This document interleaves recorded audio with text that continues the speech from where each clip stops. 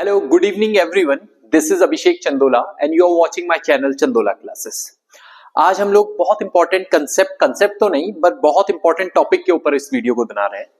Topic है कि आज हम लोग टॉपर्स की कॉपी, जो प्रीवियस ईयर टॉपर है अकाउंटेंसी में, उसकी कॉपी को थोड़ा सा एनालाइज करेंगे और ये देखेंगे कि हम लोग कौन कौन सी वो मिस्टेक्स करते हैं जो हमें नहीं करनी चाहिए कॉपीज में, और कौन कौन सी चीजें ऐसी हैं जिनको हमें फॉलो करना चाहिए जब हम लोग किसी भी एग्जाम को अटेम्प्ट, मतलब अकाउंटेंसी की स्पेसिफिकली हम लोग बोर्ड एग्जामिनेशन को अटेम्प्ट करेंगे तो हमें कौन कौन सी मिस्टेक्स नहीं करनी है। ये बहुत इंपॉर्टेंट है हमारे बोर्ड एग्जामिनेशन के कंटेक्स्ट में, और not only in board examination context, हमें जब भी कोई न्यूमेरिकल पेपर को हम लोग अटेम्प्ट कर रहे हैं जिसमें एमसीक्यूज हैं, जिसमें 3 मार्क्स के क्वेश्चन है, 4 के हैं, 6 के हैं, है ना, और हमारे पास बड़े न्यूमेरिकल्स हैं या हमारे पास कॉम्पिटेंसी बेस्ड क्वेश्चन आ रहे हैं, केस स्टडी बेस्ड क्वेश्चन आ रहे हैं, तो ऐसे क्वेश्चंस को, ऐसे चीजों को किस तरीके से अटेम्प्ट करना है।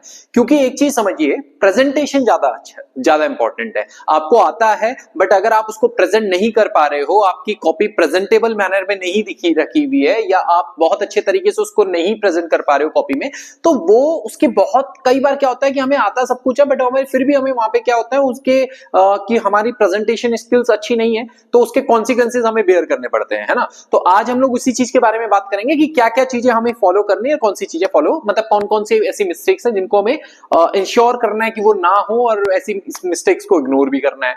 अब देखिए, ये कॉपी है जो प्रीवियस ईयर टॉपर की कॉपी है, सीबीएसई की ही है, और हम लोगों ने ये एमसीक्यूज को अटेम्प्ट किया हुआ है। पहली चीज, अब एक पैटर्न मैं इस कॉपी में भी देख रहा हूं कि ये जितने भी क्वेश्चंस है ना, ये एक सीरियल वाइज कर रहा है, ठीक है, यानी उसने 1 से स्टार्ट किया और 1 2 3 4 5 6 7 8 वो एक सीरियल में चल रहा है।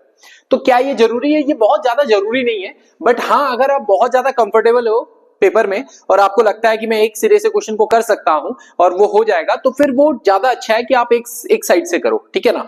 और बट फिर भी मैं आप सबको ये इसमें सजेशन ये दूंगा कि हमेशा ना लॉन्ग आंसर क्वेश्चंस को पहले करना, ठीक है। उसके बारे में बहुत बार हम लोगों ने डिस्कशन किया भी है और अभी करेंगे भी बात क्यों ऐसा है।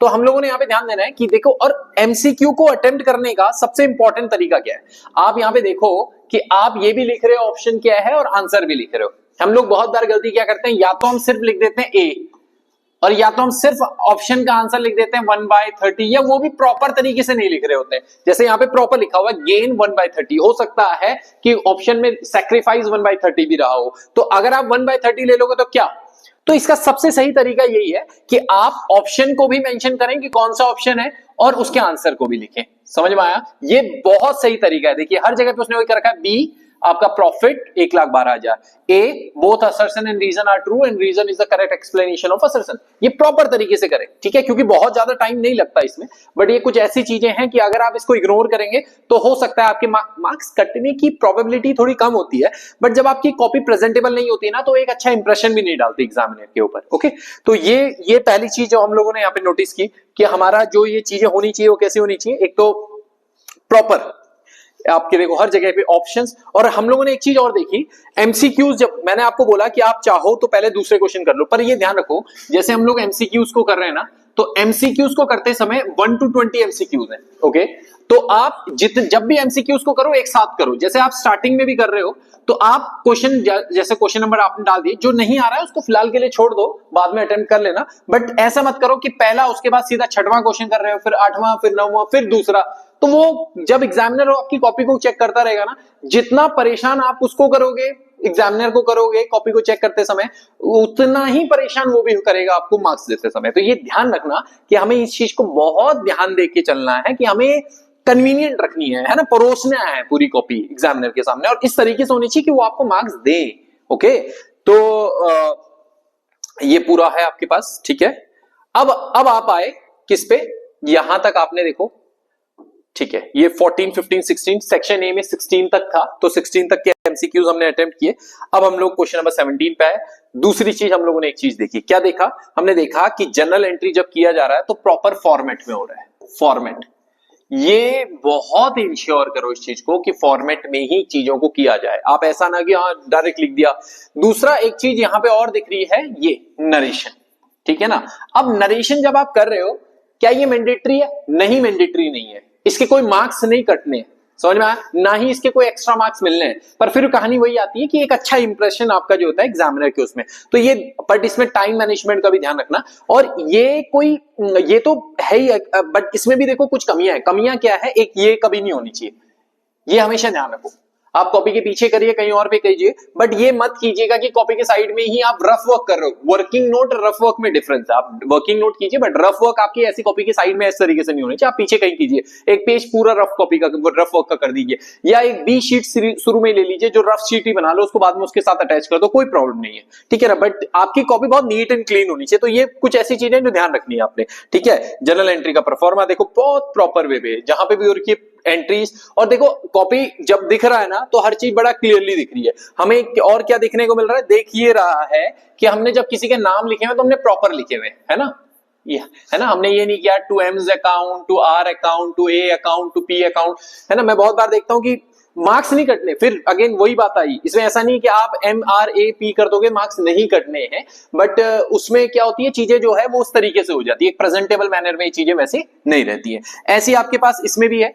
तो यहां पे भी आप देखोगे कि सारी चीजें जो है, जैसे हम लोगों ने प्रॉपर नाम के साथ, है ना, प्रॉपर चीजों के साथ वो कर रखी है, और नरेशन उसमें डाल रखी है, गुडविल जो है वो एडजस्टेड है, ठीक। तो इसी तरीके से हमारे पास आगे बढ़े, देखो वर्किंग नोट्स, ये बहुत इंपॉर्टेंट है कि हम लोग सारी वर्किंग नोट्स को क्लियरली मेंशन करें। अगर वर्किंग नोट हम लोग क्लियरली मेंशन कर रहे हैं तो फिर कोई दिक्कत नहीं है, वर्किंग नोट क्लियरली मेंशन नहीं है तो फिर दिक्कत आएगी आपके सामने। ओके, तो वर्किंग नोट को बहुत सही तरीके से ध्यान रखना। कई लोग, और वर्किंग नोट को रफ वर्क में मत करो, वर्किंग नोट को वर्किंग नोट यानी वो आपकी कॉपी में ही होनी चाहिए उस तरीके से। ओके, उसके अलावा फिर देखिए बाकी सारी चीजें नीट एंड क्लीन, वो अवॉइड करनी है साइड की चीजें, ठीक है। हाँ, ये देखिए आपने कितने, आपने ये कंसीडरेशन अदर देन कैश का क्वेश्चन रहा होगा डिबेंचर में, तो ये बहुत इंपॉर्टेंट है। आप लास्ट में ये बताएं नंबर ऑफ डिबेंचर आपने कितने, हर चीज जिससे रिलेटेड जो वर्किंग नोट है वो नेसेसरी वर्किंग नोट आपके पास होनी चाहिए, अननेसेसरी नहीं, बट नेसेसरी जो वर्किंग नोट है वो आपके पास होनी चाहिए। ओके, उसके बाद आप आए यहाँ पे आए प्रॉपर, देखिए नॉर्मल प्रॉफिट, जब आप गुडविल का क्वेश्चन या कोई भी क्वेश्चन कर रहे हैं तो पहले फॉर्मूला जरूर लिखो। हम लोग डायरेक्टली इसको, है ना, तो वो एक अच्छा, एक सही उस तरीके से चीजें नहीं रहती हैं, ठीक है। उसके बाद आप आए यहाँ पे, आपने कैपिटल अकाउंट बनाया, देखो प्रॉपर अकाउंट बने हुए, सारी चीजें हैं, है ना।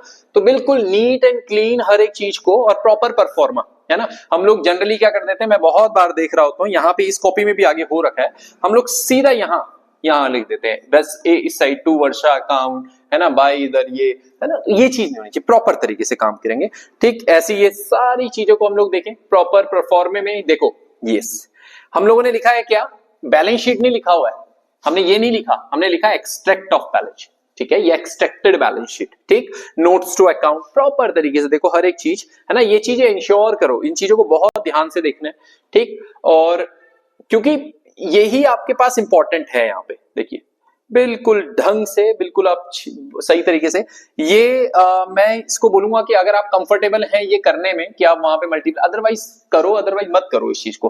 क्योंकि देखो ये क्लास में हम लोग भी पढ़ाते हैं, पर इसलिए पढ़ाया जाता है ये ताकि आपके समझ में आए, है ना। एग्जाम में ये मल्टीप्लाई वहीं पे करने की कोई बात नहीं, आप डायरेक्टली अमाउंट डालो, वो ज्यादा सही है। क्योंकि ये थोड़ा सा ना ऑड भी लग रहा है वहां पे देखने में, तो थोड़ा जितना हो सके ऐसी चीजें नहीं, बहुत जितना सही तरीके से हम लोग काम करें वो ज्यादा अच्छा है। देखिए प्रॉपर परफॉर्मा, प्रॉपर आपने जर्नल एंट्रीज, ये बहुत जितनी, क्योंकि ज्यादातर क्वेश्चन आ ही रही है जर्नल एंट्रीज के, आपने प्रॉपर परफॉर्मे में करनी है, ठीक है। पार्टनर्स कैपिटल, देखिए हर एक चीज को, वर्किंग नोट को क्लियरली मेंशन करना, ठीक है ना, ये चीजें ज्यादा वैसी होनी चाहिए, ठीक। देखिए, और इन सब चीजों के साथ ये भी इंश्योर करना कि ये सारी चीजें जो है वो टाइमली हो रही है। देखो आपने पार्ट ए पूरा कंप्लीट किया, तब पार्ट बी किया, ये मैं आपको भी बोलूंगा, आप लॉन्ग आंसर क्वेश्चन को करो, शॉर्ट आंसर को पहले को करो, पर पार्ट ए के क्वेश्चन सारे एक साथ करो, फिर पार्ट बी के क्वेश्चन एक साथ करो, है ना, क्योंकि वो फिर बड़ा ठीक रहता है। यहाँ पे भी देखो, फिर अगेन हम लोगों ने एमसीक्यूज किया, और एमसीक्यूज में पहले हमने ऑप्शन लिखा, फिर आंसर लिखा, ऑप्शन आंसर, ठीक। ऐसे अब ये हेड सब हेड, और इसका परफॉर्मा ऐसे बनाना है। आपके पास क्वेश्चन आया हेड और सब हेड, तो आपने प्रॉपर आइटम, हेड्स, सब हेड्स, ऑल्दो इसका कोई परफॉर्मा नहीं है ना, बट एक सही तरीके से प्रेजेंटेबल मैनर में आपने वो सारी चीजें की, ठीक है। ये सारी चीजें आपने उस तरीके से, देखिए जीपीआर निकाल रहे हो तो पहले आपने फॉर्मूला लिखा, आपने डायरेक्टली चीजों को करना शुरू नहीं किया, ठीक है। ये सारी चीजें आपने किया, देखो प्रॉपर तरीके से, ठीक है। ये बस ये छोटी छोटी चीजें जो आपने यहां भी ध्यान रखनी, क्योंकि कोई भी कॉपी परफेक्ट तो नहीं होती है, ये नहीं, ये बिल्कुल नहीं होना है, समझ में आया। आप चीजों को प्रॉपर तरीके से, है ना, जो भी करना है रफ वर्क में कीजिए, ये चीजें नहीं होनी चाहिए, ठीक। वर्किंग नोट होगा, रफ वर्क आपका कहीं भी कॉपी के आसपास नहीं दिखना चाहिए। एक शीट अलग से ले लो, या पीछे एक पेज में अलग से वर्किंग नोट ही करते रहो, मतलब रफ वर्क ही करते रहो, ठीक है। वो सारी चीजें आपने प्रॉपर तरीके से ध्यान देना है, ठीक है। ये चीजें आपने अवॉइड करनी है। ओके फिर ये कैश फ्लो स्टेटमेंट, प्रॉपर तरीके से आपने कैश फ्लो स्टेटमेंट को भी किया, ये हो गया, ठीक है ना। तो देखिए हर एक चीज को ठीक प्रॉपर तरीके से सही मैनर में आपने करना है। ये कुछ चीजें हैं जो आपने ध्यान रखनी है ना। बाद में अकाउंटेंसी के एग्जाम से पहले मैं एक सिंगल वीडियो ये भी बताऊंगा कि कौन कौन सी चीजें और जो है जब आप पेपर को करोगे, टाइम मैनेजमेंट वो बहुत इंपॉर्टेंट है। टाइम मैनेजमेंट इंपॉर्टेंट, क्योंकि ये एक ऐसा एग्जाम है जो आपका छूटेगा भी, मतलब पॉसिबिलिटी रहती है, एक वो रहता है कि छूटने का वो रहता ही है। तो ये सारी चीजें आप लोगों ने ध्यान देनी है। और जिस तरीके से इस कॉपी में है 90% ऐसे करना है, 10% मैंने कुछ और करेक्शन बताए जो इस कॉपी में भी है जो थोड़ा दिक्कत है, बट वो चीजें आपने अपने उसमें वो करना है, क्योंकि ये बोर्ड की कॉपी है, हम लोगों ने घर में नहीं चेक कर रहे ना, बोर्ड एग्जामिनेशन में चेक हो रही है, और ये एक सैंपल कॉपी है जिस तरीके से आपने वहां पे काम करना है, ठीक। तो इसी तरीके से आप भी अपने इंश्योर कर सकते हैं कि भाई सही मार्क्स हैं, प्रेजेंटेबल रखो कॉपी को, सारी चीजों को उस तरीके से रखें, ठीक है। तो ऐसे ही अपनी नेक्स्ट वीडियो में मिलते हैं कुछ और टॉपिक के साथ। Till then good bye.